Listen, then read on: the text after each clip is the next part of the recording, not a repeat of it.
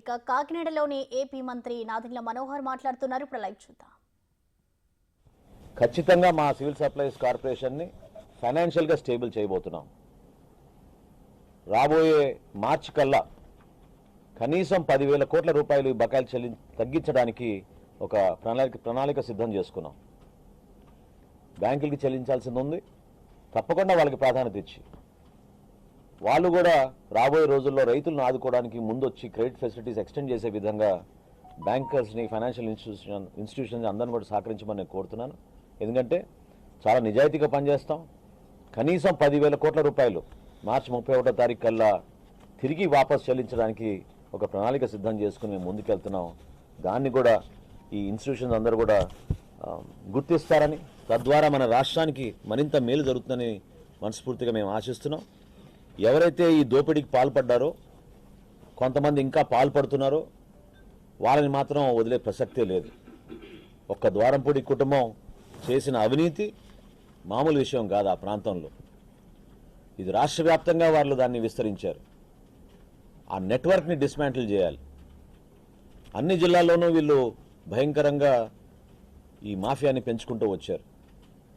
తప్పకుండా రాబోయే రోజుల్లో కఠినంగా మేము వీళ్ళపైన చర్యలు తీసుకుంటాం. సమాచారం సేకరించుకుంటున్నాం, ఇంకా తనిఖీలు చేస్తాం.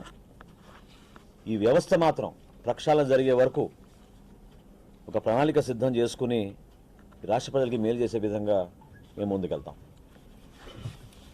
Thank you.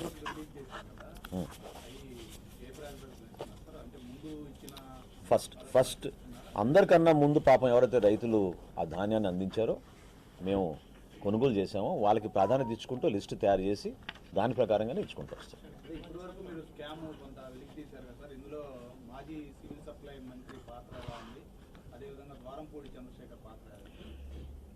వ్యక్తిగతంగా పేర్ల గురించి సంబోధించడం ఇది సమయం కాదు.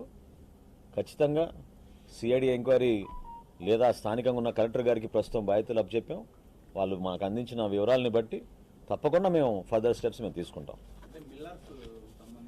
అందరూ ఎవరైతే ఈ వ్యవస్థలో భాగస్వాములు అయిపోయారో, ఎవరైతే అడ్డగోలుగా దోచేశారో, అక్రమంగా పేదవాడి పొట్టగొట్టి వీళ్ళు సంపాదించారో ఎవరిని వదిలే ప్రసక్తే లేదు. కఠినంగా వ్యవహరిస్తాం. అది మా బాధ్యత, మా విధి. డెఫినెట్గా చేస్తాం.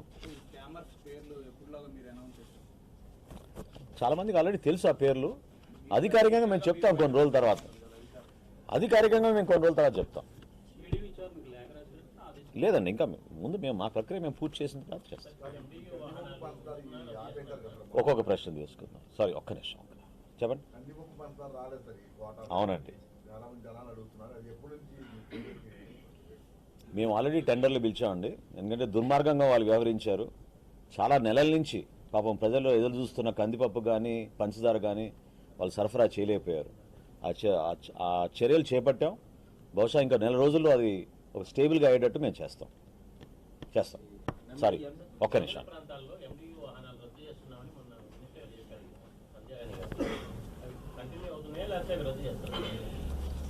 ఇదొక మంచి ప్రశ్న వాస్తవంగా. ఎందుకంటే ప్రజలకు ఇంకా తెలియదు.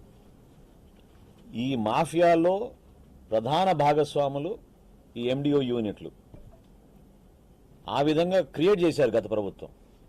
దాదాపు 1,500 కోట్ల ఆర్థిక నష్టం కలిగే విధంగా మన కార్పొరేషన్కి 9,260 మొబైల్ డిస్పెన్సింగ్ యూనిట్లు కొన్నారు వీళ్ళు. 9,260 డిస్పెన్సింగ్ యూనిట్లు, మొబైల్ డిస్పెన్సింగ్ యూనిట్ కొని ప్రతి నెల మేము 27,000 రూపాయలు వెచ్చిస్తున్నాం దానికి, ఒక్కొక్క యూనిట్కి. ఇంతకన్నా అన్యాయం ఏమి ఉండదు.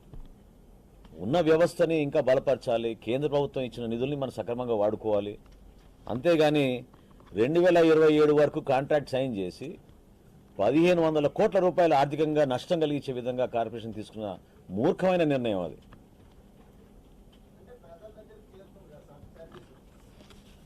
తీసుకుందాం మనం అందరూ ఎవరైతే దీంట్లో స్టేక్ హోల్డర్స్ ఉన్నారో అందరితో సంప్రదించి మేము నిర్ణయం తీసుకుంటాం. అందులో ఏం ఇబ్బంది లేదు. నేను సమాధానం ఆల్రెడీ చెప్పాను మీకు. We will consult all stakeholders and then come to a conclusion. Thank you.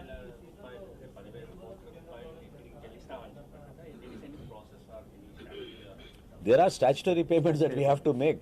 It's our responsibility.